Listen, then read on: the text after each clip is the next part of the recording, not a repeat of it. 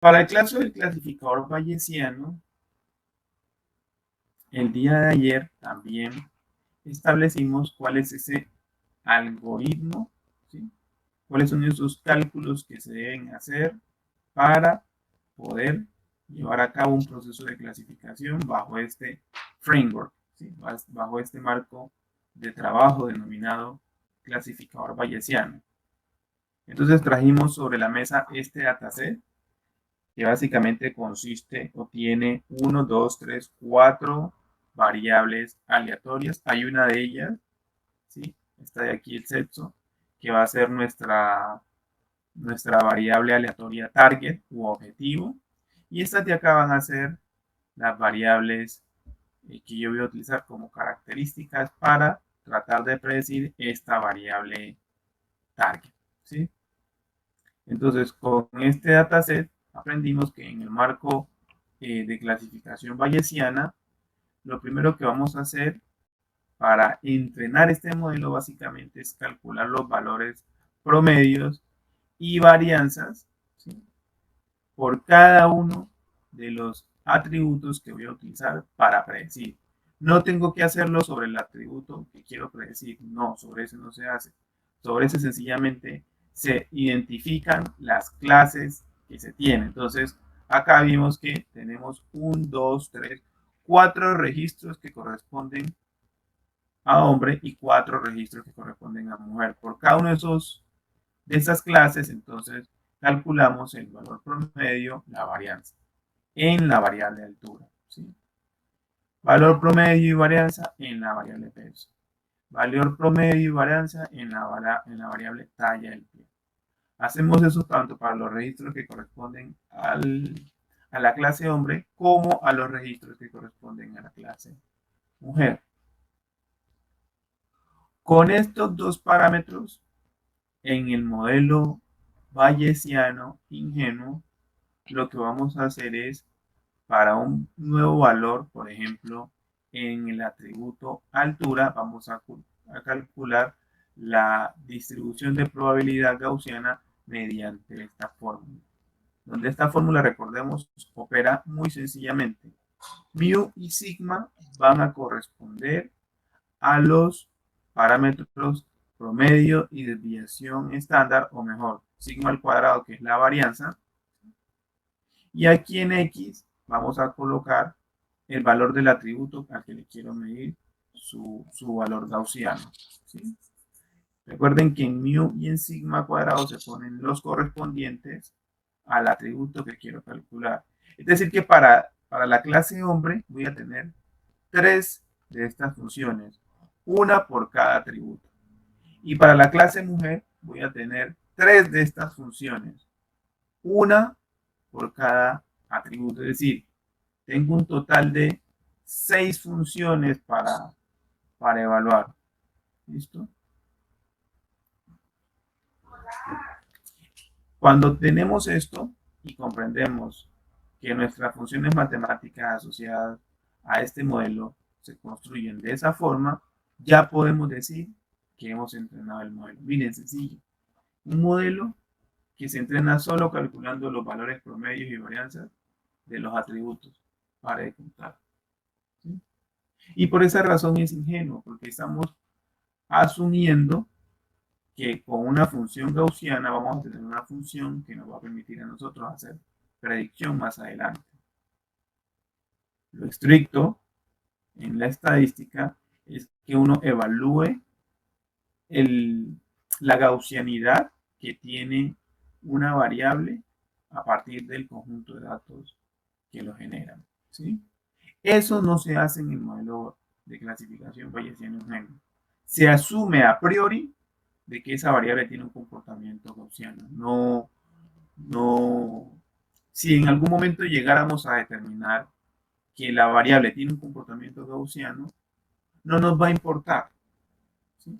No nos va a importar que no tenga un comportamiento gaussiano, porque en eso consiste el modelo de clasificación bayesiano, en asumir de que estas variables todas se comportan de manera gaussiana, ¿sí?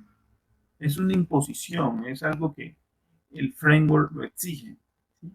Y que debemos respetarlo para decir que estamos en un marco de clasificación bayesiana en género. Si en algún momento llegamos a cambiar esa distribución gaussiana por la distribución que mejor se ajuste a la variable, inmediatamente nos estamos saliendo del marco de referencia bayesiano. ¿Listo?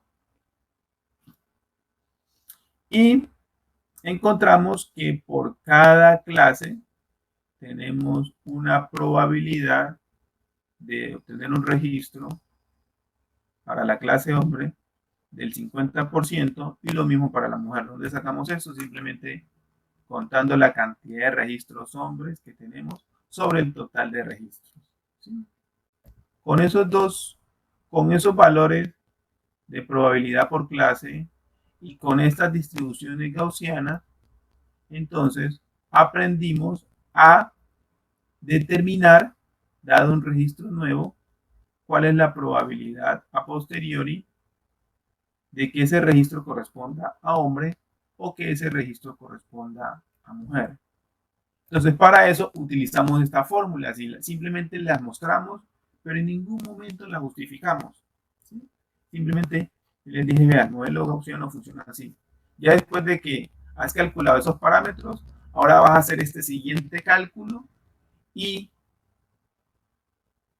el valor de probabilidad posteriori que obtengas para la clase de mayor valor, es decir, más cercano a 1,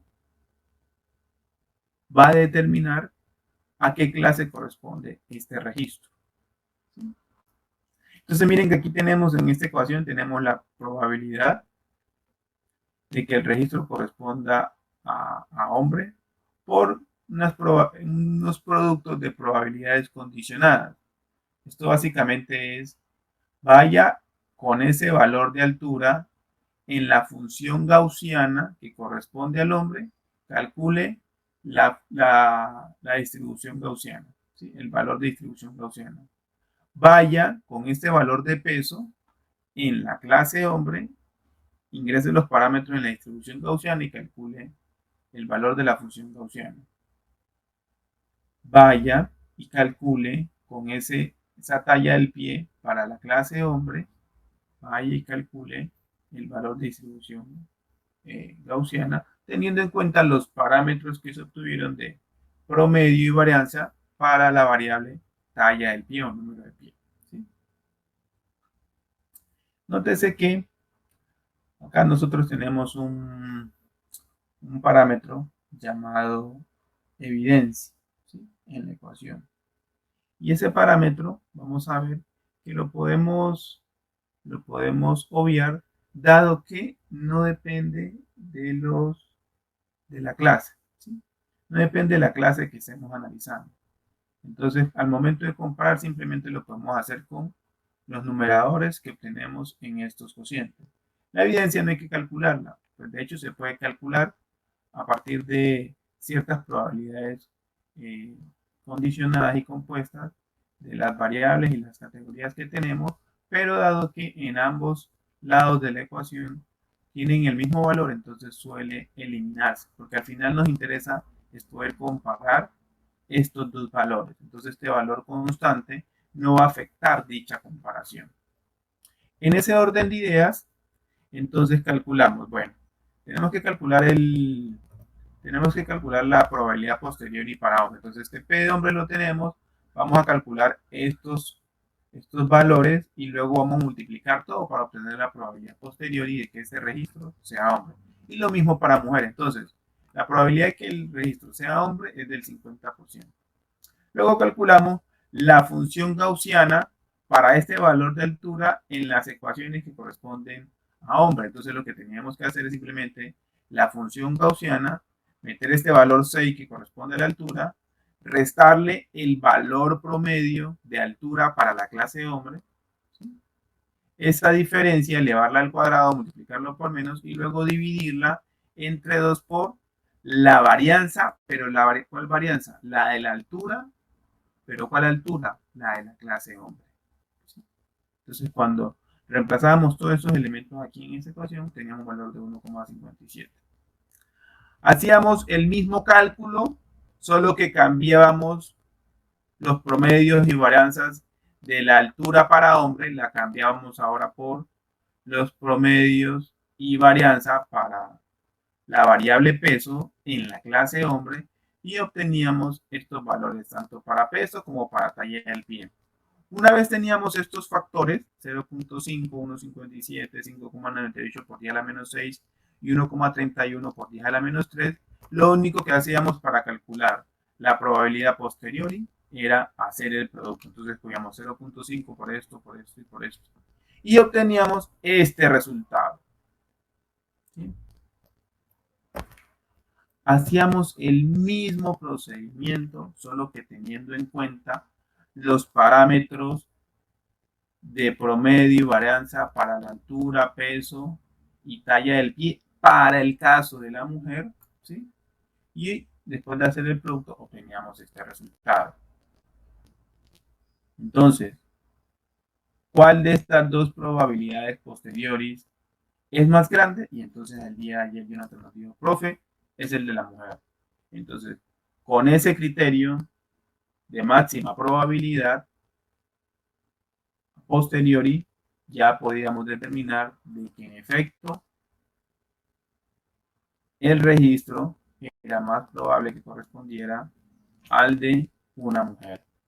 Y de esa forma, simplemente calculando valores gaussianos y obteniendo esos productos al final, de esa forma podemos construir un clasificador bayesiano.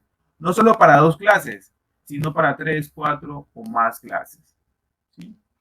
Esa es la forma como trabaja el framework bayesiano ingenuo. ¿Sí? No sé, a nivel procedimental me parece muy sencillo. Jonathan, ¿qué opinión te merece? Sí, profe, en general sí Sí, o es sea, sencillo. simplemente agrupamos, calculamos promedios y varianzas. Y aquí de pronto lo más complicado es calcular este valor gaussiano, pero si, si recordamos cómo operar con potencias de Euler, ¿sí? El número Euler, pues eso es muy sencillo. Esto de acá es coger 1 sobre raíz de 2pi por sigma cuadrados. Recuerden, sigma cuadrado es ya la varianza directamente. ¿Sí? Sigma solito es la desviación estándar, es decir, la raíz cuadrada de la varianza. ¿Sí? Bueno, entonces ese es el marco de trabajo para hacer clasificación bayesiana. Y así como el clasificador bayesiano, en la actualidad tenemos un espectro amplio de clasificadores que operan más o menos de la misma forma como opera el clasificador bayesiano, haciendo ciertas hipótesis sobre las variables aleatorias asociadas a tus datos. Entonces, para que podamos entender a mayor profundidad cómo opera el modelo de clasificación bayesiana y que ustedes me digan cómo o a qué clase pertenece el modelo de clasificación bayesiana, miremos en abstracto cómo es el proceso de clasificación basado en conceptos de probabilidad. Entonces nosotros lo que realmente estamos haciendo para determinar a qué clase pertenece una muestra en particular de nuestros datos es evaluar la probabilidad de que mi variable aleatoria target tenga un valor particular, dado que conocemos los valores de los atributos con los que queremos predecir ese valor de probabilidad. ¿Sí?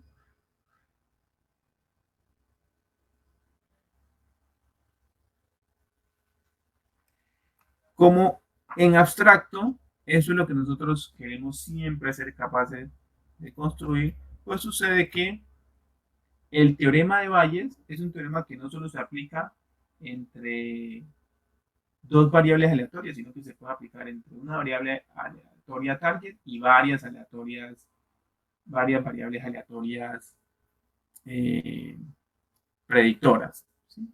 Entonces, si nosotros aplicáramos el teorema de Bayes para esta situación que tenemos aquí, la expresión matemática es la que tenemos al frente.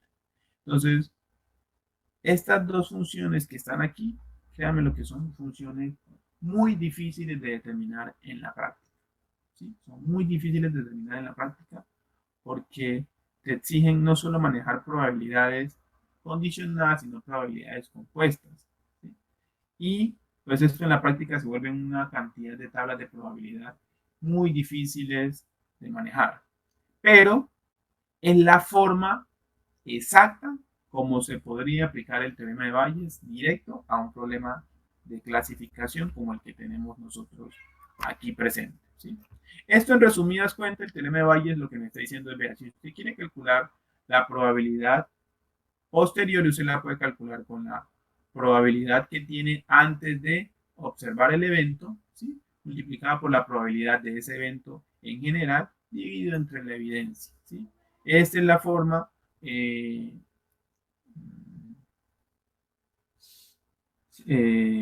textual como se interpreta el teorema de Bayes en la práctica. En última, lo que estamos haciendo es calcular probabilidades a posteriori después de que conocemos los valores de los atributos que queremos predecir en el nuevo registro. ¿Sí?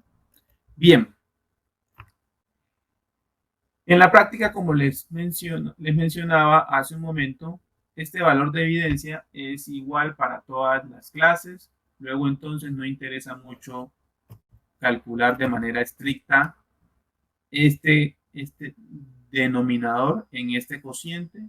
Y por esa razón solo nos concentramos en el numerador. ¿Sí? Ahora bien, miren que el numerador es equivalente a una probabilidad compuesta. ¿Sí? Entonces, esa probabilidad compuesta se puede desglosar de la siguiente forma. Miren que en el primer término queda lo que teníamos al inicio y luego este término de acá le podemos aplicar sucesivamente las definiciones de probabilidad condicionada e ir sacando términos de probabilidad condicionada sucesivamente. ¿Sí? Entonces miren que a medida que tenemos más variables aleatorias para predecir, pues esta expresión matemática se va desglosando cada vez más y más. Pero ocurre algo. Miren estos términos donde sigue apareciendo esta probabilidad compuesta. ¿Sí? Sucede que cuando nosotros somos capaces de determinar que hay independencia lineal entre las variables aleatorias que utilizamos para predecir, entonces estos términos que están así se pueden reducir, estos términos de probabilidad compuesta se pueden reducir a términos de probabilidades simplemente condicionadas.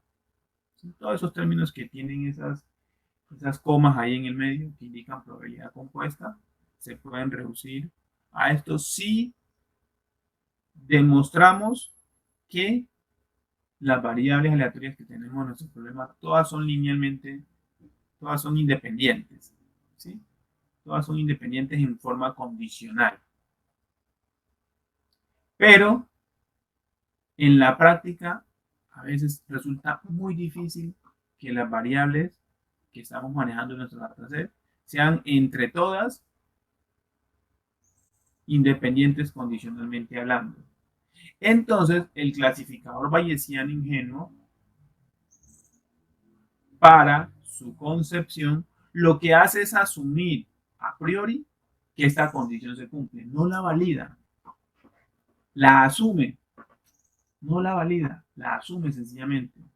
Y cuando asume eso, miren que esta probabilidad que queríamos calcular al inicio compuesta, básicamente se reduce a calcular la productoria de probabilidades condicionadas. Y eso es lo que nosotros queremos.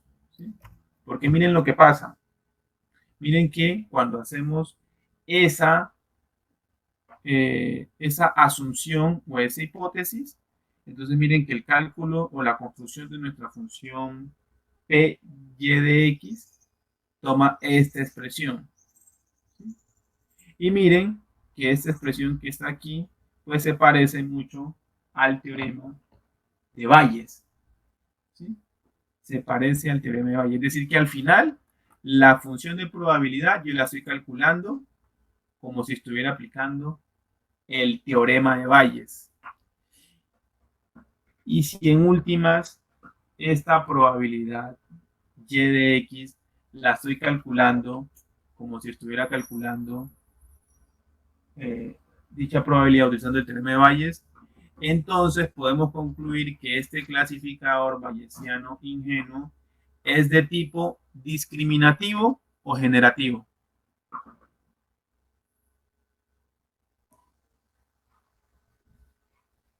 Jonathan. Sería generativo. Generativo. Muy bien.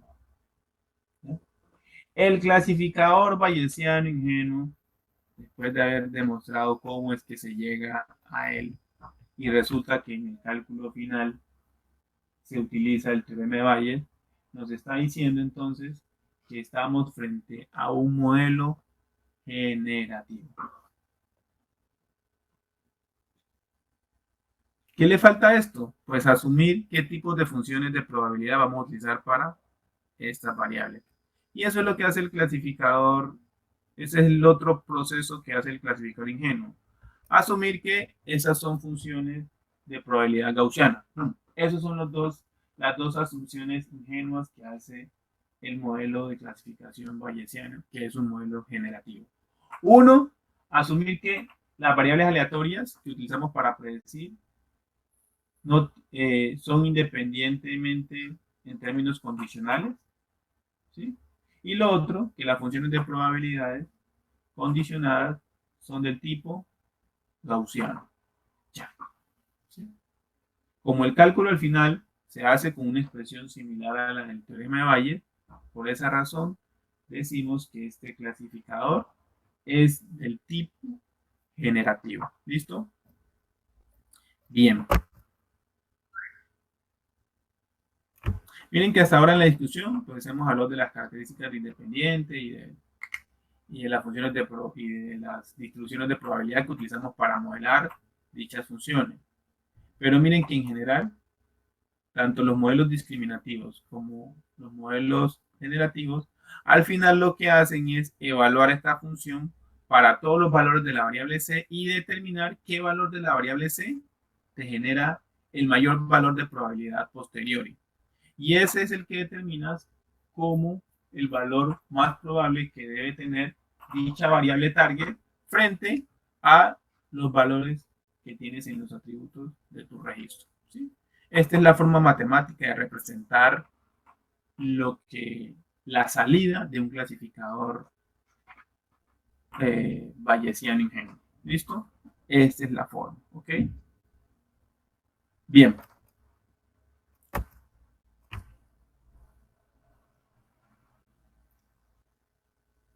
En Python, implementar el clasificador bayesiano ingenuo, es decir, construir ese modelo que internamente tenga los valores de promedio, varianza, ¿sí?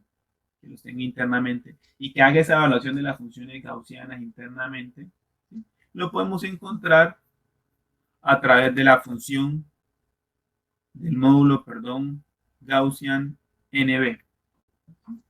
Y Gaussian NB traduciría algo así como modelo Naive-Bayes utilizando funciones gaussianas.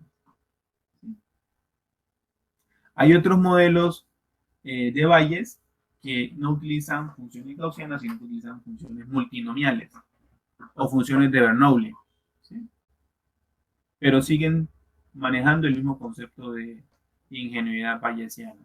La ingenuidad en últimas está en asumir que las variables, todas entre sí, son independientes en términos condicionales. Bien, entonces por favor, miren que en este ejemplo tenemos la carga del famosísimo dataset Iris, que ya lo hemos trabajado en clases pasadas. Pues miren que hacen una división de entrenamiento, prueba, instancian un modelo gaussiano ingenuo y miren que hacen predicción directa después de entrenar.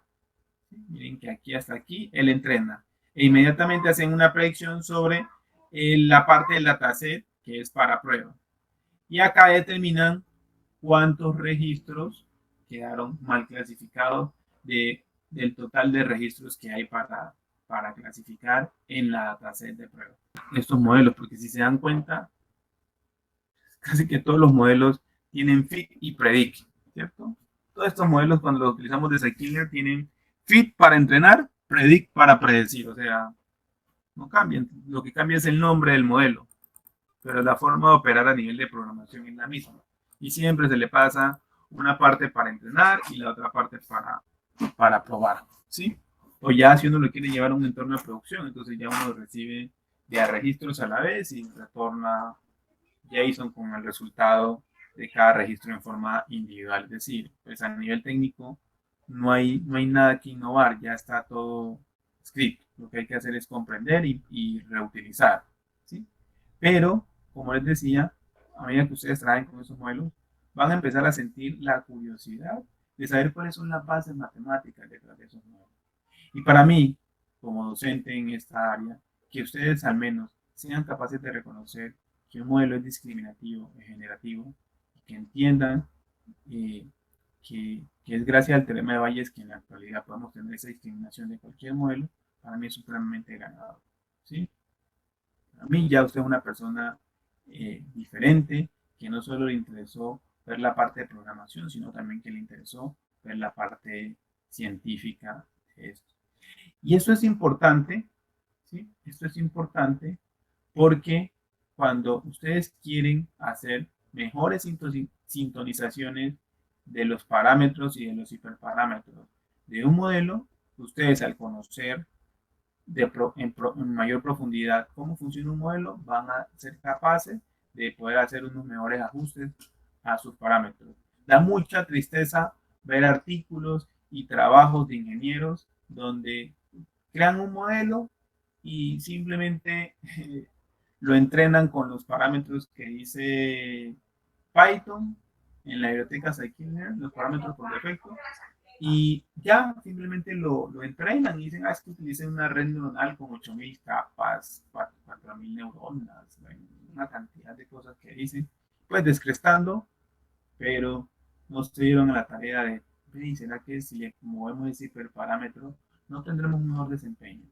Recordemos que el modelo gaussiano, el modelo bayesiano ingenuo, trabaja con funciones de probabilidad gaussiana, pero yo sé que yo puedo hacer otra prueba para determinar si mis datos son gaussianos o tienen un comportamiento bernoulliano o tienen un comportamiento multinomial o tienen un comportamiento de acuerdo a la función gamma. Y con base en eso puedo cambiar el tipo de función paramétrica para construir mi función de probabilidad a posteriori, ¿sí?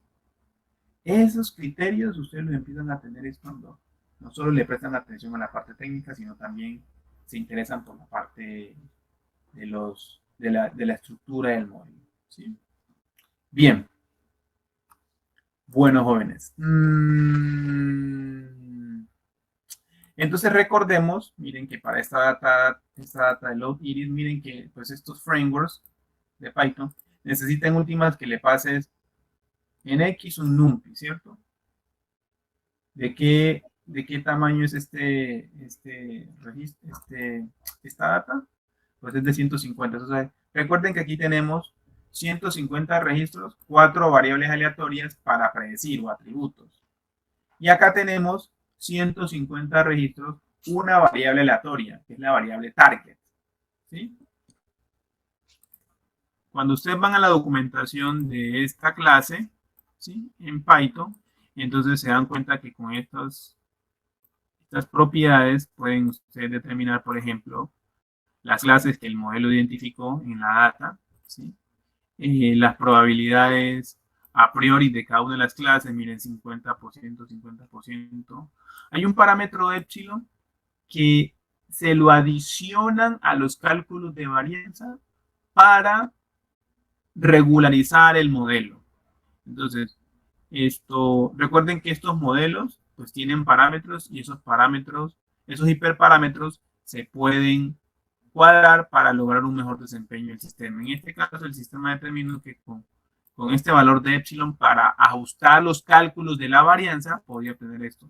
Aquí en sigma, perdón, aquí en los teta, en este campo, el modelo nos está mostrando los valores promedios para cada una de las clases, para cada uno de los atributos.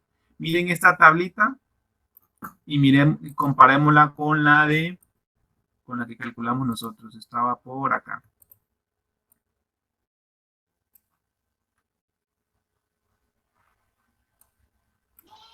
Entonces miren que el de altura para hombre nos dio 5,85 y acá está 5,85, ¿cierto?